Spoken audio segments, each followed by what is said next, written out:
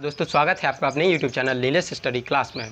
मित्रों, हमने पिछली वीडियो में देखा कि प्रेजेंट टेंस क्या है, पास्ट टेंस क्या है और फ्यूचर टेंस क्या है। मतलब हमने टेंस के बारे में सीखा था कि बेसिकली नॉलेज की टेंस क्या होता है। आज हम पढ़ेंगे, देखिए हमने पिछली वीडियो में ये भी सीखा था कि प्रेजेंट टेंस क्या है, उसकी डेफिनेशन क्या है। अब हम पढ़ेंगे काइंड ऑफ प्रेजेंट टेंस, यानी वर्तमान काल के प्रकार या वर्तमान काल के भेद। कितने प्रकार का होता है वर्तमान काल? तो वर्तमान काल होता है 4 प्रकार का। तो यहाँ लिख सकते हैं हम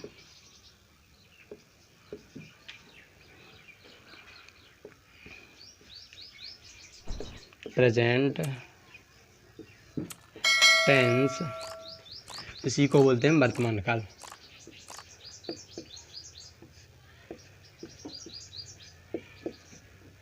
चार प्रकार के होते हैं। कौन कौन से 4 प्रकार हैं? नंबर 1 है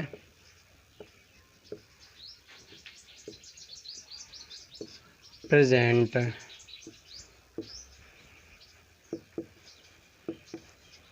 इंडेफिनेट, ठीक है। सेकंड है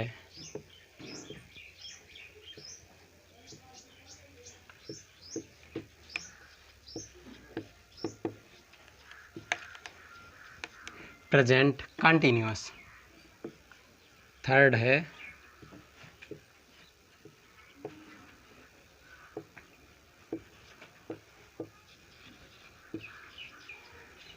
प्रेजेंट परफेक्ट। एंड फोर्थ है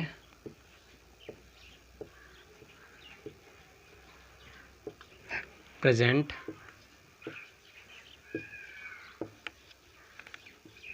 परफेक्ट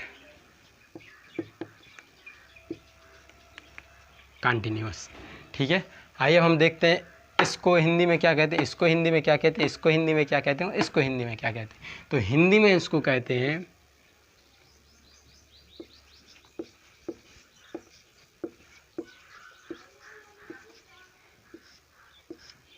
अनिश्चित काल, ठीक है। अब प्रेजेंट लग जाएगा तो वर्तमान हो जाएगा वर्तमान अनिश्चित काल, ठीक है। तो मैंने सिर्फ ये इंडेफिनिट का मीन लिखा है कि इंडेफिनिट मीन्स क्या होता है। कंटिन्यूअस, प्रेजेंट कंटिन्यूअस मीन्स होता है अपूर्ण। कंटिन्यूअस, में कंटिन्यूअस मीन्स बोल रहा हूँ अपूर्ण। कंटिन्यूअस मीन्स होता है जो अभी चल रहा है, यानी जो अभी पूरा नहीं हुआ, अपूर्ण है, ठीक है। अब प्रेजेंट परफेक्ट के क्या कहते हैं? परफेक्ट यानी पूर्ण, फुल हो चुका है, तो इसको बोलते हैं पूर्ण,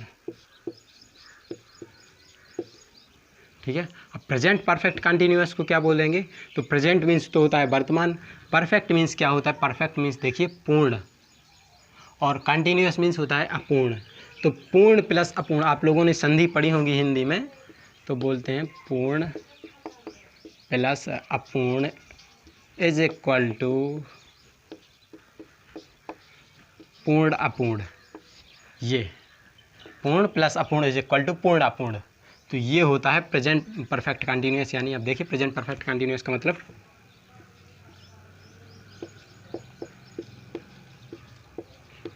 पूर्ण अपूर्ण काल, ठीक है। तो आप लोगों ने अब ये जाना कि प्रेजेंट टेंस 4 प्रकार के होते हैं। प्रेजेंट टेंस कितने प्रकार के होते हैं? 4 प्रकार के। चारों कौन कौन से प्रकार हैं वो देखिए। Present indefinite tense, present continuous tense, present perfect tense और प्रेजेंट परफेक्ट कंटिन्यूअस टेंस। तो देखिए अब मैंने आपको ये जो मीन्स हैं, ये सिर्फ मैंने इनके मीन्स बताए हैं कि इनके मीन्स ये होता है। प्रेजेंट तो आपको पता है कि देखिए प्रेजेंट मीन्स क्या होता है? वर्तमान। तो प्रेजेंट इंडेफिनिट क्या होगा? वर्तमान अनिश्चित काल। प्रेजेंट कंटिन्यूअस मीन्स क्या होगा? वर्तमान अपूर्ण काल। प्रेजेंट परफेक्ट मीन्स क्या होगा? प्रेजेंट वर्तमान पूर्ण काल। प्रेजेंट परफेक्ट कंटिन्यूअस मीन्स क्या होगा? वर्तमान पूर्ण अपूर्ण काल, ठीक है।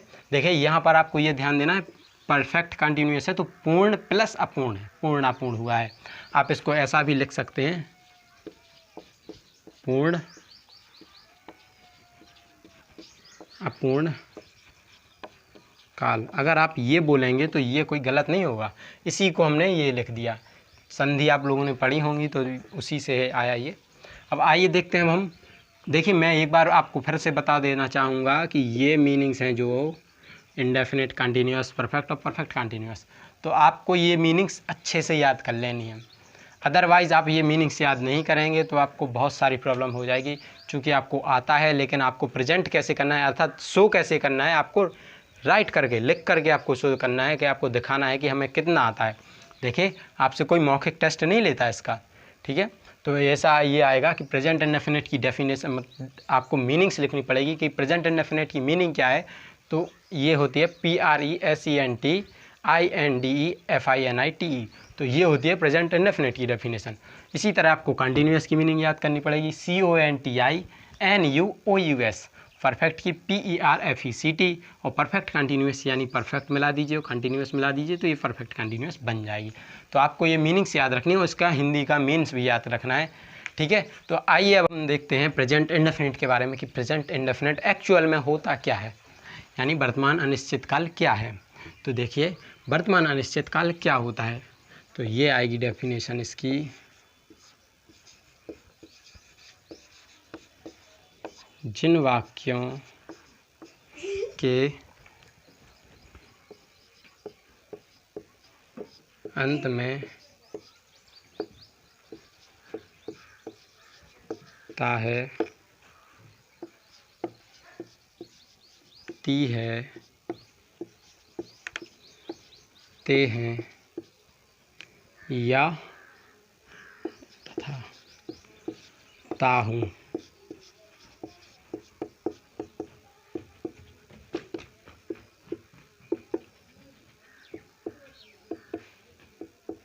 ये हैं। देखिए ता है, ती है, ते हैं तथा ताहूँ आदि आते हैं, प्रेजेंट इंडेफिनिट टेंस कहलाते हैं। PRESENT present, PRESENT indefinite INDEFINITE present indefinite tense यानी वर्तमान अनिश्चित काल कहलाता है। या आप ये बोल सकते हैं वे वाक्य, यहाँ से आप चेंज कर सकते हैं, यहाँ की जगह ये भी लिख सकते हैं वे वाक्य। देखिए जिन वाक्यों के अंत में ताहे, ती है, ते हैं, ताहूँ आदि आते हैं प्रेजेंट इंडेफिनिट टेंस कहलाता है। या वे वाक्य जिनमें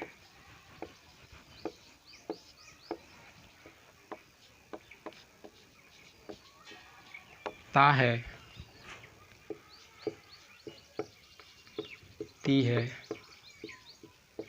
ते हैं आदि अंत में पाए जाते हैं।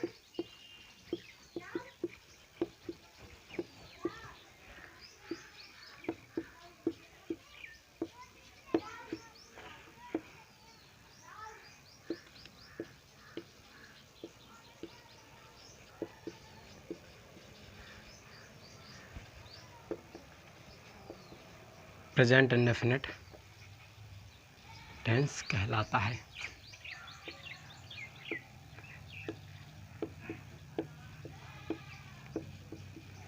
ठीक है, तो ये हो गया प्रेजेंट इंडेफिनिट टेंस की डेफिनेशन। अब आइए देखते हैं हम इसका फॉर्मूला क्या होता है। फॉर्मूला यानी कि आपको अगर इसको ट्रांसलेट करना है हिंदी से इंग्लिश में तो आपको एक फ़ॉर्मूले की ज़रूरत पड़ेगी कि कौन सा फॉर्मूला आपने इसमें यूज़ किया जिससे आप ये सेंटेंस बना पाए, तो वो होता है फॉर्मूला।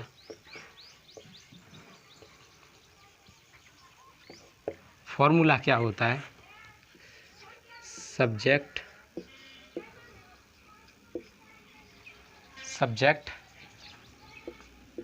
प्लस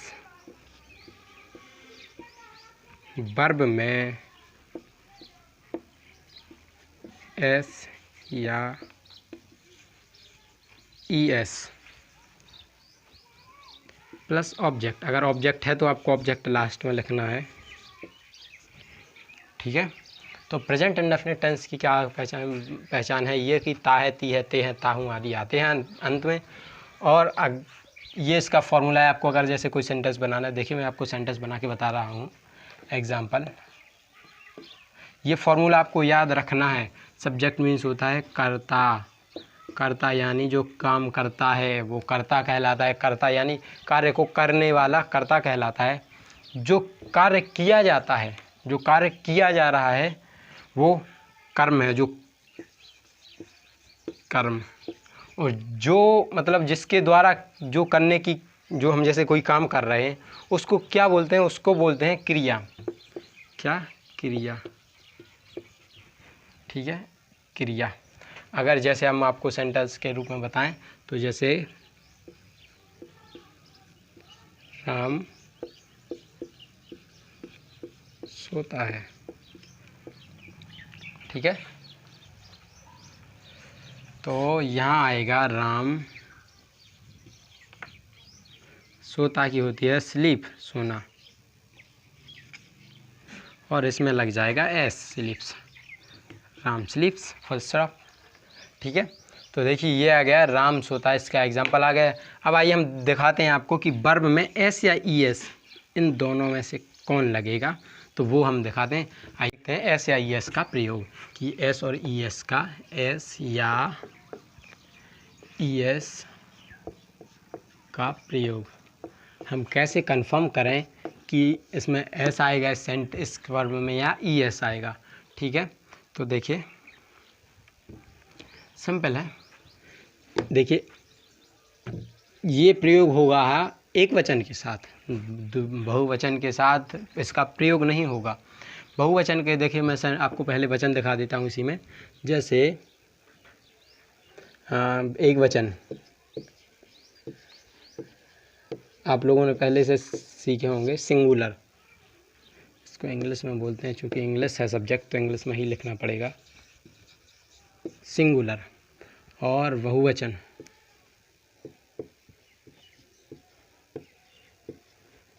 तो ये आएगा प्लूरल। क्या? Singular and plural. ठीक है, तो सिंगुलर यानी एक वचन देखिए क्या होता है, जैसे ही सी इट, या किसी का नाम, अर्थात ही सी या इट, अथवा किसी का नाम।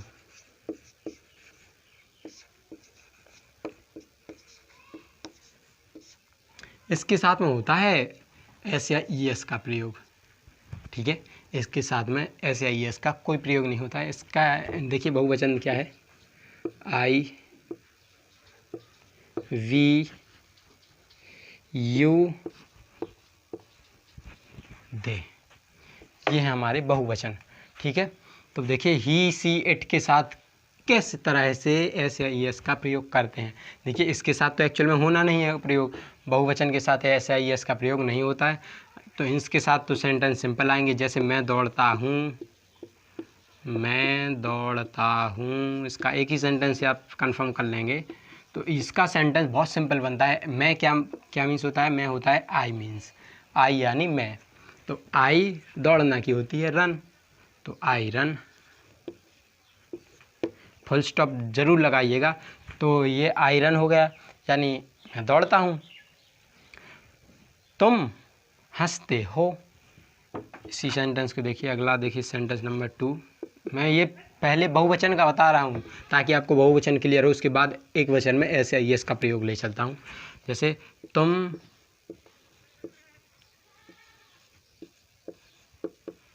हंसते हो, ये है। तो तुम क्या मीन्स होता है, you, Y O U, you, एक मिनट, यू। हंसना क्या मीन्स होता है, लाफ, तो U L A U G H, तो यू लाफ, ये हो गया तुम हंसते हो। इसके साथ देखिए इसमें ना कोई एस या ई एस आया, ना इसमें एस या ई एस आया, अर्थात आप ये कंफर्म कर लीजिएगा कि ये सेंटेंस में अगर प्रयोग हो रहे हैं तो इसके साथ एस या ई एस का प्रयोग नहीं होगा। ठीक है, अब एक वचन के साथ देखते हैं हम क्या किस तरह से इसका प्रयोग होता है। तो ठीक है, देखिए एक वचन क्या है, जैसे एक वचन ये है, ही मीन्स होता है वह पुल्लिंग के लिए, सी मीन्स होता है वह स्त्रीलिंग के लिए। ठीक है, तो ही सी में आपको कन्फ्यूजन नहीं होना है। या फिर किसी का नाम हो तो उसके साथ एस या ई एस का प्रयोग होता है। जैसे देखिए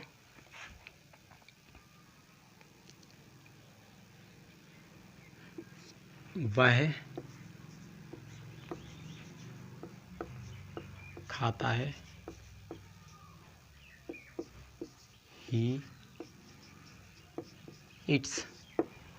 ठीक है, तो SIES देखिए आपको जो क्रिया है क्या है, देखिए आपको यहाँ का ये पोर्शन मैं आपको अलग बता रहा हूँ, ये मैं अलग बता रहा हूँ। जो क्रिया है, क्रिया के अंत में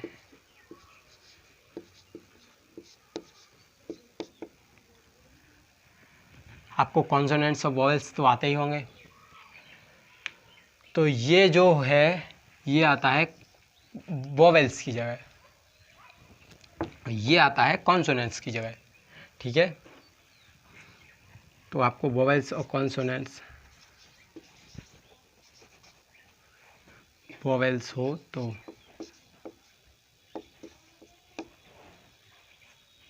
आएगा ES, और अगर ना हो तो आएगा S। ठीक है, तो देखिए अभी जैसे हम ये देखते हैं ही ईट्स आ गया। अब जैसे वह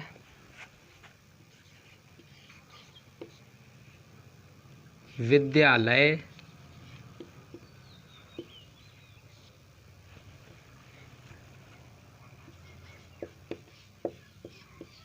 जाता है, तो ये आएगा ही। जाना क्या मीन्स होता है, गो।